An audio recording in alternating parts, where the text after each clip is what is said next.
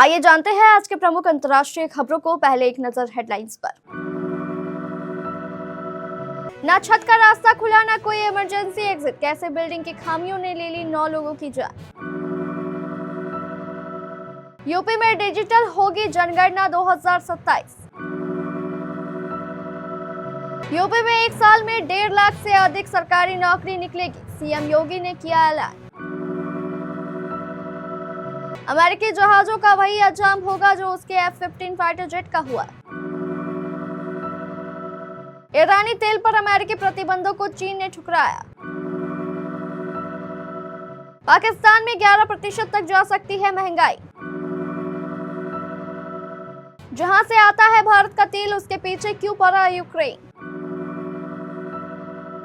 सोने की कीमतों में जबरदस्त उछाल, वैश्विक तनाव और मांग ने बढ़ाया बाजार का पारा। प्यार के बिना कोई नहीं रह सकता है, पावर स्टार पवन सिंह से ब्रेकअप के बाद फिर इश्क में पड़ी अक्षरा सिंह। और सुनील नरेन ने रचा इतिहास, आईपीएल में ऐसा करने वाले बने पहले विदेशी खिलाड़ी। पूर्वी दिल्ली के विवेक विहार इलाके में तड़के एक रिहायशी इमारत में भीषण आग लगने से 9 लोगों की दर्दनाक मौत हो गई। आग करीब 3:30 से 4 बजे के बीच लगी, जब ज्यादातर लोग गहरी नींद में। आग इतनी तेजी से फैली कि लोगों को संभलने और बाहर निकलने का मौका तक नहीं मिला। इस हादसे की सबसे बड़ी वजह छत की ओर जाने वाले दरवाजे का बंद होना माना जा रहा है। जानकारी के मुताबिक कई लोग ऊपर की मंजिला पर फंस गए थे, लेकिन वे छत तक नहीं पहुंच सके। अगर दरवाजा खुला होता तो शायद कुछ लोग अपनी जान बचा सकते थे। एक मीडिया रिपोर्ट के मुताबिक प्रारंभिक जांच में सामने आया है कि इमारत में केवल एक ही सीढ़ी थी और कोई आपातकालीन निकास नहीं था। खिड़कियों पर लगी लोहे के ग्रिल ने भी लोगों की आवाजाही को रोक दिया था। ऐसे में आग लगने के बाद लोगों के पास बाहर निकलने का कोई सुरक्षित विकल्प नहीं बचा। जनगणना को लेकर तैयारियां तेज हो गई है। इस बार प्रक्रिया को पूरी तरह डिजिटल बनाया जा रहा है, जिससे आंकड़ों का संग्रहण अधिक सटीक, पारदर्शी और तेज हो सके।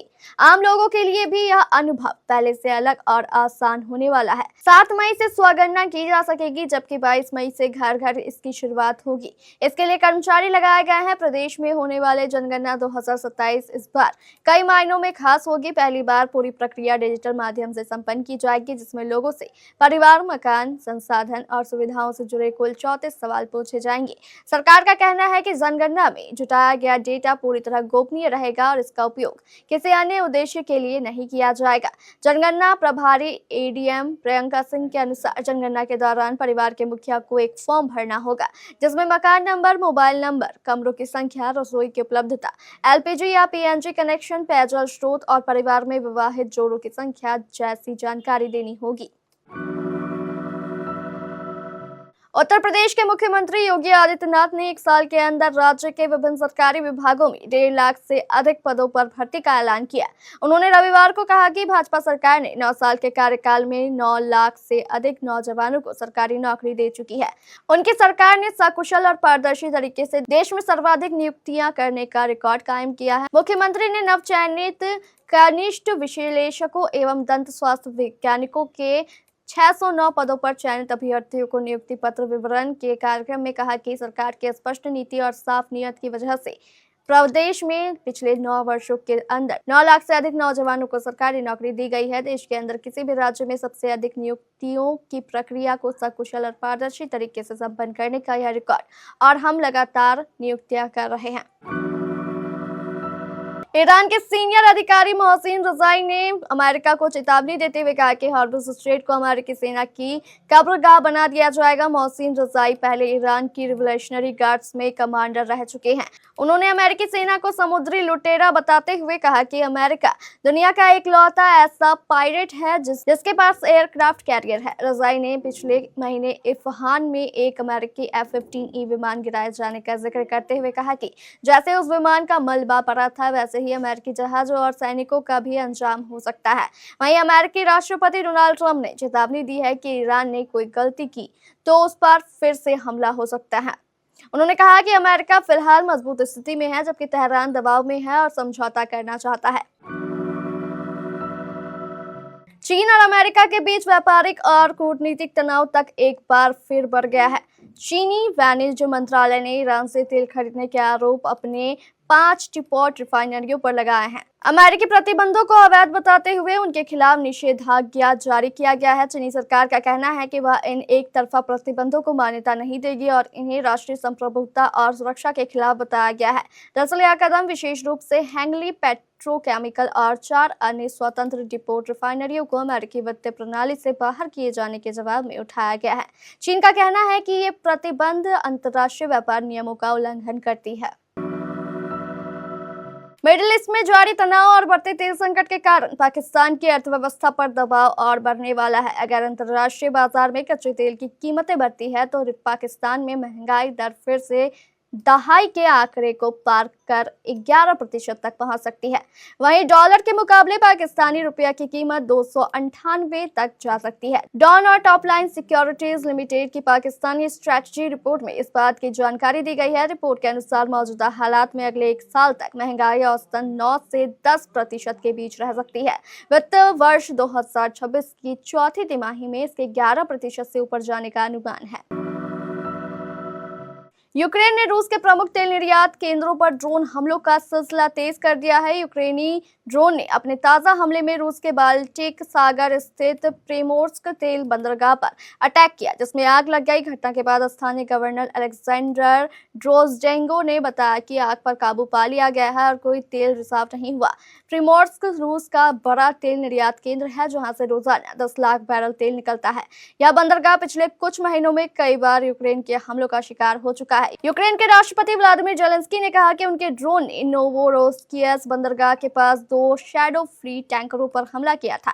ये टैंकर रूस से तेल ले जाने के लिए इस्तेमाल होते थे। जेलेंस्की ने चेतावनी दी है कि अब ये टैंकर तेल नहीं ले जा पाएंगे। इसके अलावा रूस के कई इलाकों लेनिनग्राद, मॉस्को, स्मोलेंस्क आदि में ड्रोन हमले हुए। इस हमले में एक 77 वर्षीय बुजुर्ग मारा गया, जबकि दूसरे हमले में एक बच्चा समेत 3 लोग घायल हुए हैं। देश में सोने की कीमतों में एक बार फिर से हलचल देखने को मिल रही है। 3 मई 2026 को सोना लगातार उतार चढ़ाव के बीच उच्च स्तर पर बना हुआ है। वैश्विक तनाव, डॉलर की कमजोरी और निवेशकों की बढ़ती मांग के कारण सोने की कीमतों में तेजी आई है। ऐसे में निवेशक अब सोने को सुरक्षित निवेश के रूप में देख रहे हैं, जिससे बाजार में हल्की मांग लगातार बढ़ रही है। दिल्ली समेत बड़े शहरों में सोने के ताजा रेट। दिल्ली के सराफा बाजार में 24 कैरेट सोने की कीमत 1,54,800 रुपए प्रति 10 ग्राम पर पहुंच चुकी है, जबकि पिछले 2 दिन की तुलना में करीब 2,000 रुपए ज्यादा हुई है। वहीं देश के अन्य बड़े शहरों में जैसे मुंबई, चेन्नई, हैदराबाद और बेंगलुरु में कीमतें ऊंची बनी हुई है। अलग अलग शहरों में मामूली अंतर जरूर है, लेकिन कुल मिलाकर सोना रिकॉर्ड स्तर के करीब कारोबार कर रहा है। अभिनेत्री अक्षरा सिंह ने हाल ही में अपनी लव लाइफ पर बात की। एक वक्त में उनके प्यार के चर्चे भोजपुरी इंडस्ट्री के पावर स्टार पवन सिंह के साथ थे। दोनों का अफेयर था, मगर बाद में इसके बीच दूरियां आ गई और ब्रेकअप हो गया। इतना ही नहीं, यह रिश्ता एक बुरे मोड़ पर टूटा था। अक्षरा ने पवन सिंह पर कई आरोप भी लगाए। हालांकि पवन सिंह से ब्रेकअप के बाद एक्ट्रेस अब आगे बढ़ गई है। उनकी जिंदगी में फिर से प्यार ने दस्तक दी है। अक्षरा ने हाल ही में यूट्यूब चैनल जिंदाबाद को दिए इंटरव्यू में अपने करियर और जिंदगी को लेकर कई दिलचस्प बातें साझा की। इस दौरान उनसे सवाल किया गया कि क्या उन्हें दोबारा प्यार नहीं हुआ। इस पर अक्षरा मुस्कुराते हुए बोली, हुआ है ना, चल रहा है, दोबारा क्या होता है, जो पुराना हो गया हो वो भूतकाल में चला गया। अभी मैं भविष्य की चिंता करूंगी, वर्तमान की चिंता करूंगी या भूतकाल पर अटकी रहूंगी। आईपीएल 2026 में 45वां मैच सनराइजर्स हैदराबाद और कोलकाता नाइट राइडर्स के बीच आज यानी 3 मई को खेला गया। इस मैच में दिग्गज सुनील नरेन ने इतिहास रच दिया। सुनील नरेन 200 विकेट लेने वाले पहले विदेशी खिलाड़ी बन गए हैं। वेस्टइंडीज के पूर्व स्पिनर सुनील नरेन के अलावा किसी भी विदेशी खिलाड़ी ने आईपीएल में 200 विकेट लेने का कारनामा नहीं किया है।